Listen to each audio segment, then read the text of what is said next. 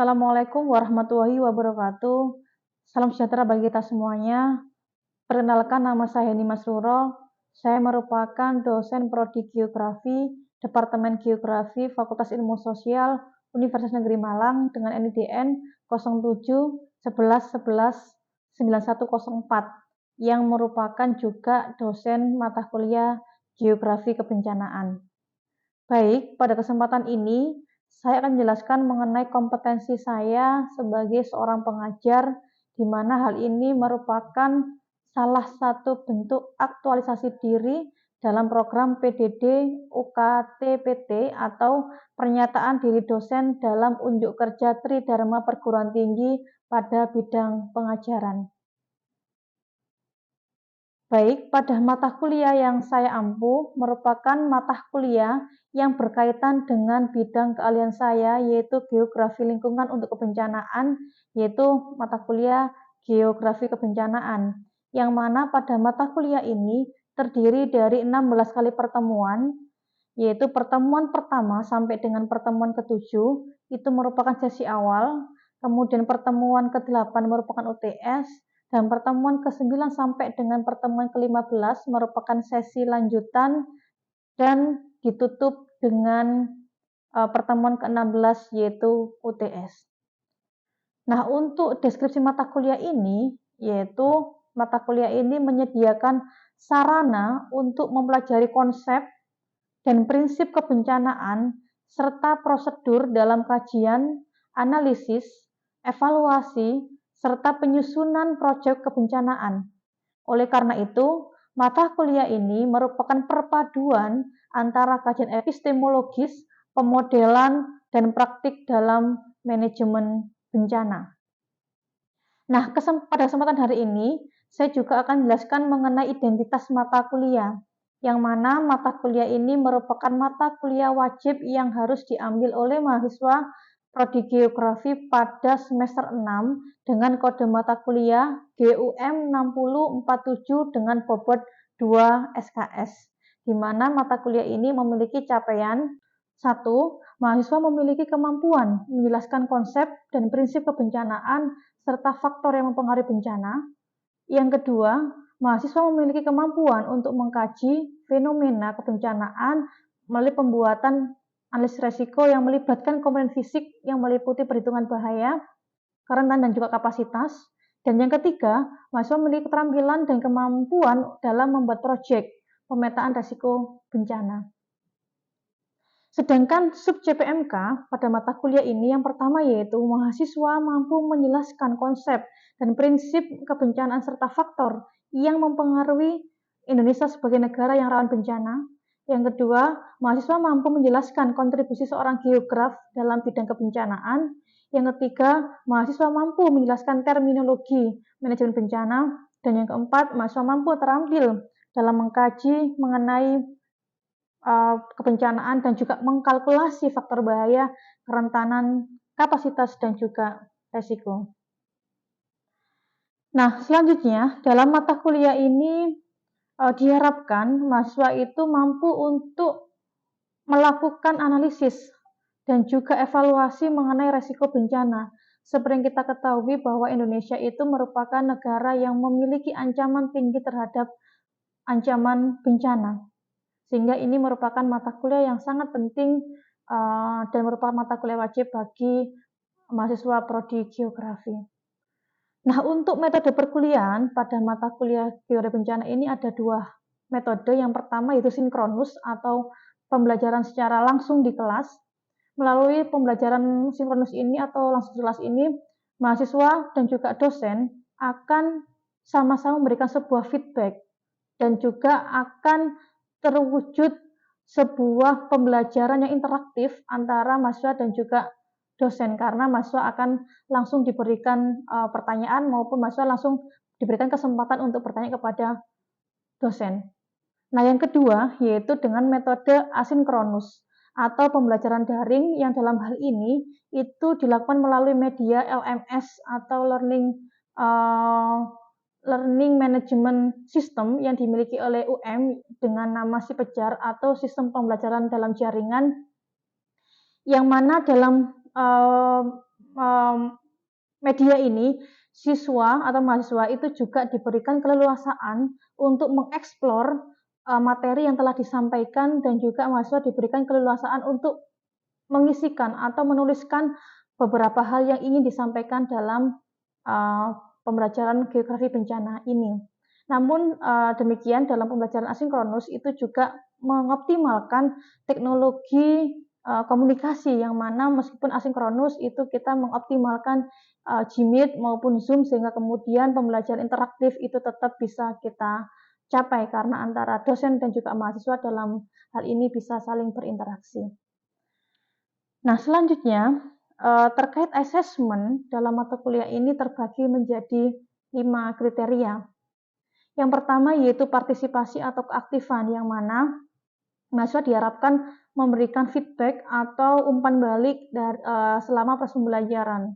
Yang kedua yaitu produk atau project, yang mana ini merupakan hasil akhir daripada mata kuliah geografi kebencanaan, yang mana dalam hal ini mahasiswa nanti akan diminta untuk membuat proyek kajian pemetaan resiko bencana.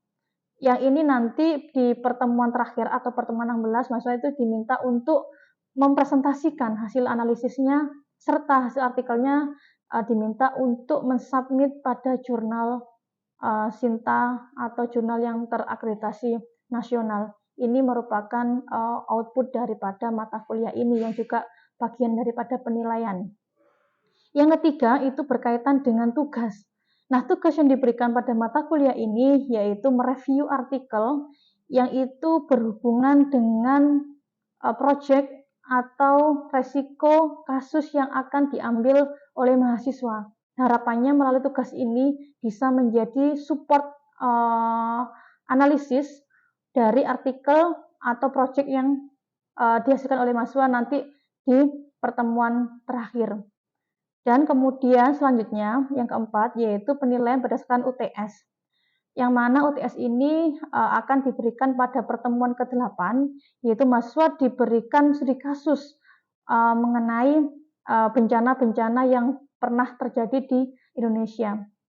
Dan yang terakhir yaitu yang kelima, penilaian berdasarkan kehadiran, yang ini juga merupakan komponen penting dalam penilaian pada mata kuliah ini. Nah, jika mahasiswa memenuhi seluruh kriteria penilaian dan hasil proyeknya itu maksimal, maka mahasiswa akan mendapatkan nilai maksimal. Namun demikian, jika ada mahasiswa yang tidak memenuhi kriteria penilaian dan mungkin proyeknya itu tidak maksimal, maka konsekuensi yang diperoleh adalah nilai yang diterima juga tidak akan maksimal. Nah, tentunya dari 5 kriteria penilaian yang ditentukan dalam penilaian mata kuliah ini, masing-masing kriteria penilaian ada bobotnya tersendiri, di mana partisipasi atau keaktifan itu memiliki bobot 10%, kemudian UAS atau produk atau project memiliki nilai 50% bobotnya, kemudian pengetahuan atau tugas itu 15%, kemudian pengetahuan UTS 15%, dan kehadiran 10%. Jika terdapat mahasiswa yang tidak mengumpulkan tugas sesuai dengan waktunya, akan berimbas pada pengurangan nilai yang akan diberikan oleh dosen. Demikianlah beberapa hal yang dapat saya sampaikan berkaitan dengan pembelajaran pada mata kuliah geografi kebencanaan. Untuk mendapatkan gambaran lebih rinci dan jelas, marilah kita saksikan perkuliahan mata kuliah geografi kebencanaan pada video selanjutnya. Terima kasih. Mohon maaf jika ada kekurangan. Wassalamualaikum warahmatullahi wabarakatuh. Baik, Mbak Mas semuanya, Assalamualaikum warahmatullahi wabarakatuh. Baik, selamat siang ya. Gimana hari ini kabarnya? Alhamdulillah baik. Baik, Mbak Mas, selamat datang di pertemuan ke-9 mata kuliah geobencana ya. Yang mana sebelumnya kita sudah belajar mengenai apa itu kerawanan ya. Kemudian kenapa kemudian kita penting belajar mengenai kebencanaan, konsep kebencanaan, sampai bagaimana kemudian peran daripada seorang geograf terhadap bencana ya. Nah, pada beberapa waktu yang lalu Mbak Mas, kita semuanya telah melihat kejadian longsor yang ada di Desa Banaran, Ponorogo. Ya, ada yang sempat melihat beritanya? Ya, silakan Mas Novan. Ya, Mas Novan kemarin baca beritanya yang di Desa Banaran itu. Oke. Kira-kira menurut Mas Novan itu longsor yang ada di sana gara-gara apa itu, Mas? Yang pertama itu karena perubahan penggunaan lahan sih Bu. Yang mana kan pada desa Banaran itu tuh dia di lerengnya ditanami tanaman jahe. Yang mana kita ketahui kalau tanaman jahe itu kalau vegetasinya kan cenderung tidak rapat sehingga laju infiltrasi airnya itu nggak bisa terbendung gitu. Jadi sehingga cepat dan menghasilkan limpasan yang mana akhirnya menyebabkan longsor tadi. Dan pengeringan lereng itu sendiri pada desa Banaran itu lebih dari 40 derajat. Baik, terima kasih Mas Novan. Ada lagi yang memberikan persepsi? Silakan, Mas. Selain yang dikatakan sama Mas tadi, untuk penyebab dari tanah longsor di Ponorogo itu juga disebabkan oleh curah hujannya sangat tinggi, Bu. Dan juga mungkin jenis tanah yang mungkin memiliki kerentanan untuk pergeseran tanah. Baik, terima kasih Mas Novan dan juga Mas Farid ya. Kejadian bencana yang ada di Ponorogo yang kemudian kita sebut sebagai bencana longsor itu merupakan salah satu bencana hidrometeorologis ya Mbak Mas semuanya. Di mana ketika kita berbicara mengenai bencana mesti erat kaitannya dengan resiko ya karena rumusnya R ya itu adalah H dikalikan dengan V ya. Ketika kemudian kita mau membahas mengenai R ya maka mau nggak mau kita membahas mengenai H-nya dulu kan yaitu hazard. Maka hari ini kita akan belajar bagaimana mengkaji, mengevaluasi sampai mengkalkulasi terkait hazard ya khususnya untuk bencana-bencana hidrometeorologis. Oke. Mbak Mas semuanya, subjek PMK atau capaian pembelajaran pada hari ini adalah mahasiswa terampil mengkaji, mapping dan calculation faktor hazard dalam kebencanaan ya. Ini ada gambar A sama gambar B. Kira-kira kalau menurut Mbak Mas semuanya, perbedaan antara gambar A sama gambar B itu apa? Silakan. Ya, silakan Zafira. Kalau itu jauh dari kerja sebelumnya kan ada yang hazard sama kerentanan ya. Di gambar yang A sendiri itu kan sebenarnya mereka bentang lahannya sama ya tiga tipenya. Tapi karena yang A itu sudah divisualisasikan terjadi sebuah peristiwa alam, berarti yang A itu termasuk dalam kategori bahaya. Sedangkan yang B karena itu belum terjadi, jadi bentang alamnya itu dapat dikategorikan kerawanan. Baik, terima kasih Zafira. Ada lagi mau menjawab? Silakan, Mas Aji. Ya. Jadi sebenarnya sama seperti mbaknya itu tadi. Jadi yang itu kan menggambarkan suatu lokasi di mana bencana tersebut sudah terjadi. Jadi itu termasuk ke dalam tingkat yang bahaya. Kemudian yang B itu kan bentang alam yang masih alami belum terjadi apapun. Jadi di situ termasuk tingkat kerawanan karena belum terjadi bencana. Oke, baik Mbak Mas tadi dari jawaban Zafira sama Mas Aji ada istilah yang namanya disebut ya ada kerawanan dan juga ada bahaya. Nah, seringkali kedua hal ini itu mahasiswa bingung gitu ya. Apa pembeda signifikansi antara kerawanan dan juga bahaya gitu ya. Nah, dari gambar A sama B, Mbak Mas semuanya, dari gambar A itu berarti kan sudah kejadian longsor ya, sudah terjadi. Sedangkan B itu adalah sebuah kenampakan fisik sebuah lahan atau wilayah yang dia memungkinkan terjadi longsor ketika memang ada triggering faktor yang lainnya. Nah, dalam konteks ini Mbak Mas, konsep bahaya, Mbak Mas, konsep bahaya. Yang pertama itu ada namanya intensitas waktu.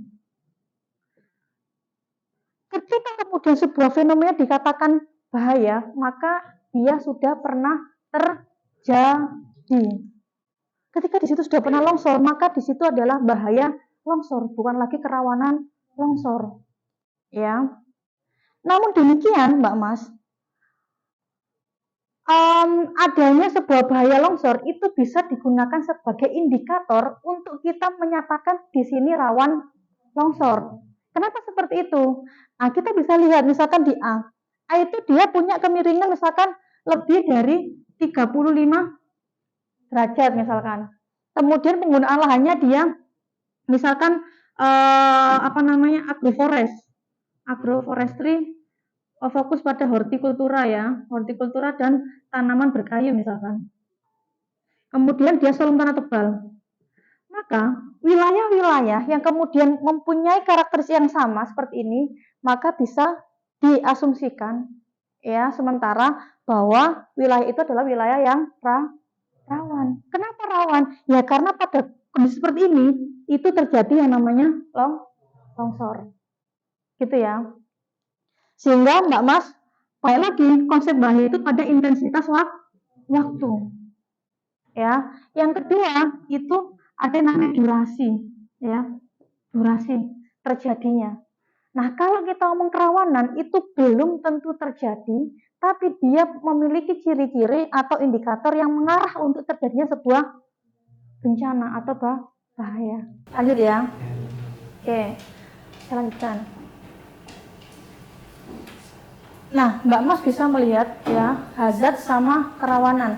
Kalau Mbak Mas itu membaca jurnal, itu dia bisa ngomong hazard atau juga ngomong susceptibility atau threat. Threat itu juga ancaman. Ya. Kalau hazard itu berarti kita mengartikannya berarti bahaya ya. Kalau susceptibility berarti dia ke kerawanan. Namun kadang-kala hazard ini itu juga dimaknai dengan ancaman. Ya, ancaman.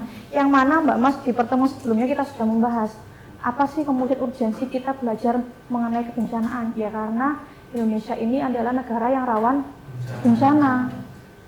Kenapa rawan bencana? Satu, Rahmi, kenapa kita rawan bencana? Nah, Indonesia itu berada di cincin Pasifik. Cincin Pasifik karena kita berada pada ring of fire, ya. Yang kedua, karena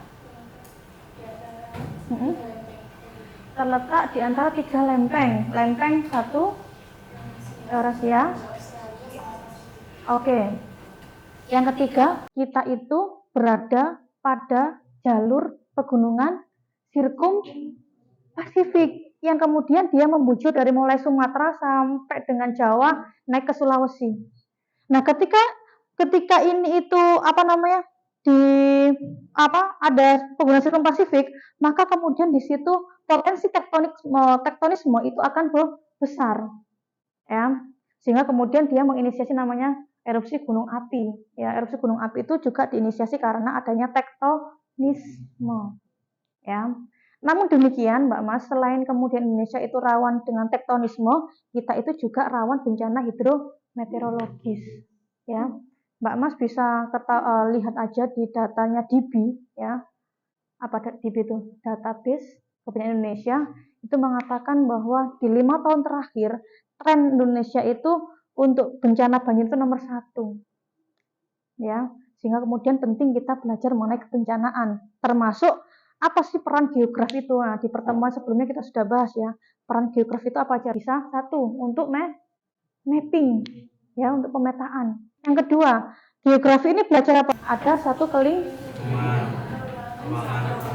kompleks wilayah, lingkungan, peruangan sama kompleks wilayah. Yang mana ini itu juga merupakan pendekatan yang paling tepat ketika kita itu mengkaji mengenai bencana. Semisal longsor itu tidak kemudian tiba-tiba terjadi di situ, enggak, karena longsor itu terjadi ketika misalkan di situ lerengnya miring, udah miring kemudian dipapras bagian bawahnya, sehingga kemudian lerengnya enggak stabil. Ternyata di bagian atasnya dasnya pengelolaannya tidak bagus, sehingga kemudian ketika air hujan turun dia banyak terjadi run off, ya, dia infiltrasinya kecil dan seterusnya. Sehingga kejadian bencana itu memang selalu melibatkan analisis keruangan, lingkungan, dan juga kompleks wilayah. Mas Farid, Mas, coba Mas diulangi lagi Mas. Perbedaan antara hazard sama kerawanan apa Mas? Ya, kalau kerawanan itu sebelum terjadi bencana, kalau hazard itu sudah. Oke, good. Berarti kan di situ ada yang namanya intensitas waktu ya, kalau udah terjadi bencana. Oke. Konsep bencana ya. Dikatakan bencana itu jika apa? Jika menimbulkan kerusakan atau kerugian. Yang itu kemudian kita sebut sebagai apa tadi? Resiko. Sehingga ketika kita nanti mau menghitung resiko, hukumnya wajib kita paham dulu hazard ini, gitu ya. Sehingga hari ini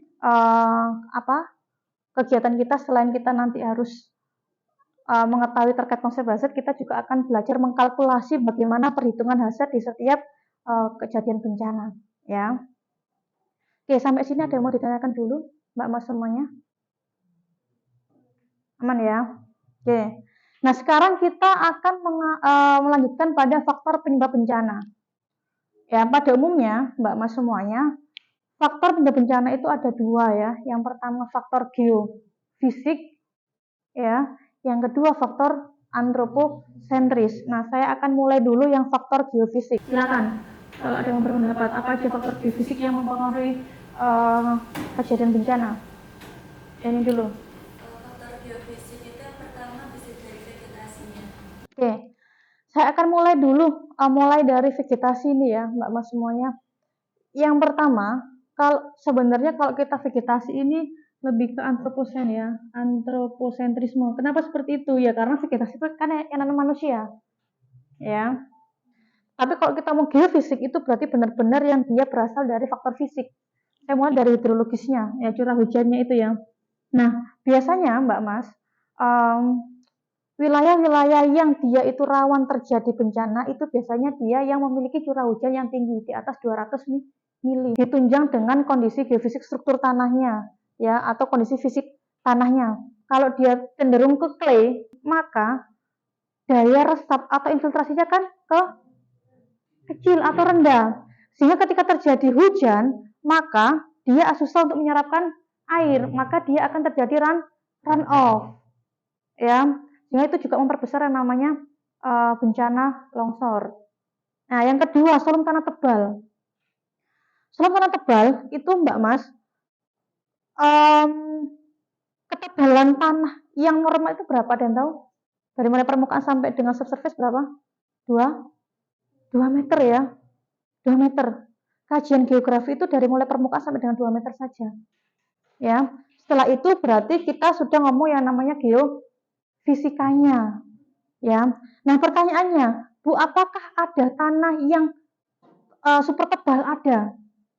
Ya, ada tanah yang sangat super tebal, yaitu biasanya tanah-tanah yang terbentuk dari proses, ada yang tahu? Proses filtrasi, ya. Jadi Mbak Mas, kalau kita membahas mengenai faktor pembentukan tanah itu ada berapa? 1, bahan induk, waktu, topografi, iklim,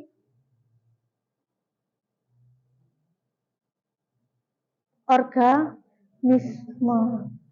Ya, ini adalah faktor pembentuk tanah. Yang kedua yaitu faktor antroposentrisme, yaitu faktor manusia. Kira-kira apa korelasinya?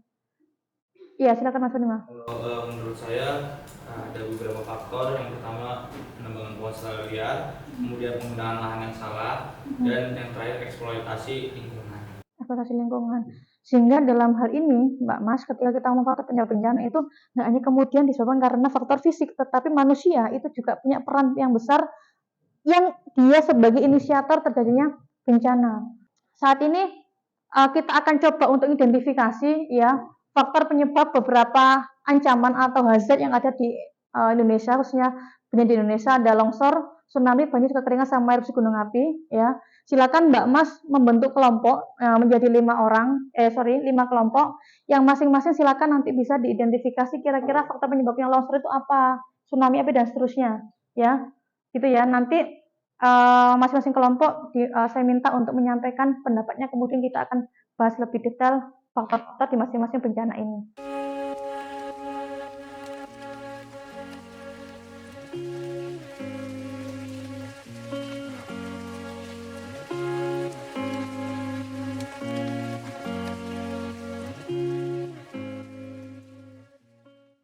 Baik Mbak Mas semuanya, sudah berdiskusi semuanya ya Mbak Mas? Sudah. Baik, kalau sudah maka saya akan tunjuk kelompok. Silakan disampaikan hasil dari diskusi bersama kelompoknya terkait faktor-faktor penyebab ancaman maupun hazard yang ada di Indonesia. Saya mulai dari faktor penyebab banjir dulu. Silakan, siapa perwakilannya? Terus kemudian ada topografi yang buruk, kemudian ada sistem drainase yang jelek, terus kemudian ada kurangnya daya serap tanah yang menyebabkan erosi karena tanah tersebut menjadi karena tanah tersebut jenuh, terus kemudian ada alih fungsi lahan yang disebabkan oleh manusia. Oke, terima kasih. Oke, baik, yang selanjutnya silakan dari kelompok longsor. Identifikasi faktor penyebab longsor sendiri seperti yang tadi Ibu jelaskan, dari geofisiknya ada hidrologinya, terus ada bentuk lerengnya, ada struktur tanahnya, dari antroposentrismenya, ada dari penggunaan lahan dan lain-lainnya. Oke, terima kasih Mas Mustafa. Terakhir ya, silakan pilih yang ini erosi gunung api. Kelompok 5 ya? Silakan Mas. Oke, baik. Dari faktor penyebab dari ancaman hazard bencana erupsi gunung api adalah bahwa ancaman tersebut dipengaruhi oleh berbagai. Yang pertama faktor geologis, yang kedua fisik, dan yang terakhir sosial yang kompleks. Beberapa faktor utama yaitu dari karakteristik magma, aktivitas seismik dan deformasi, yang ketiga emisi gas vulkanik, dan empat sejarah aktivitas vulkanik dan geografi dan topografi. Oke, terima kasih. Baik Mbak Mas, dari jawabannya kelompok longsor, kemudian banjir, sama gunung api, itu faktor penyebab sebuah ancaman atau bencana itu tidak lepas dari yang namanya faktor satu, geofisik dan juga antroposentris, ya. Karena memang bencana itu berkaitan dengan risk atau resiko, ya, maka sudah memang harus kita pahami dulu sebuah ancamannya. Karena tidak mungkin kemudian kita itu bisa menghitung risk kalau kita tidak tahu ancamannya. Dan ancaman itu diidentifikasi dari faktor penyebabnya. Baik Mbak Mas semuanya, karena waktunya kita sudah mau habis, maka saya akan mencoba menanyakan terkait refleksi pembelajaran kita hari ini, ya. Jadi hari ini kita sudah belajar mengenai satu, hazard, kerawanan. Oke, coba di antara kalian siapa yang ingin menyampaikan pemahamannya terkait perbedaan antara bahaya atau ancaman, kerawanan, serta faktor penyebab bencana? Silakan. Pembelajaran ini tuh ada kelulusan dari mispersepsi dari saya sendiri. Karena kadang kalau kita melihat sebuah fenomena bencana alam, kita tuh masih salah nyebutnya tuh kayak bencana bahaya, terus rawan. Nah, tapi dari pembelajaran ini itu ternyata kategori bahaya sendiri sama kerawanan itu beda. Yang pertama terkait hazard, yaitu bisa disimpulkan bahaya atau yang sudah terjadi. Dan yang selanjutnya kerawanan itu peristiwa yang belum terjadi bencana. Baik Mbak Mas semuanya, dari penjelasan Mbak Zafira sama Mas Prima tadi, saya rasa Mbak Mas sudah bisa mengetahui ya perbedaan antara hazard dan juga kerawanan. Nah, ketika kita membahas mengenai faktor pengontrol hazard atau bahaya, itu ada dua tadi, ada faktor dari geofisik dan juga antroposentrisme. Nah, Mbak Mas semuanya, mohon nanti masing-masing daripada kalian silakan ditulis ya, di resume di Word gitu, perbedaan antara hazard sama kerawanan, dan silakan diupload pada LMS Cipejar ya. Dan jangan lupa untuk pertemuan selanjutnya kita akan bahas kerentanan ya. Silakan Mbak Mas mencari atau membaca buku referensi berkaitan dengan kerentanan, dan kita akan ketemu di minggu yang akan datang. Demikianlah pertemuan hari ini. Saya mohon maaf jika ada kekurangan. Assalamualaikum warahmatullahi wabarakatuh.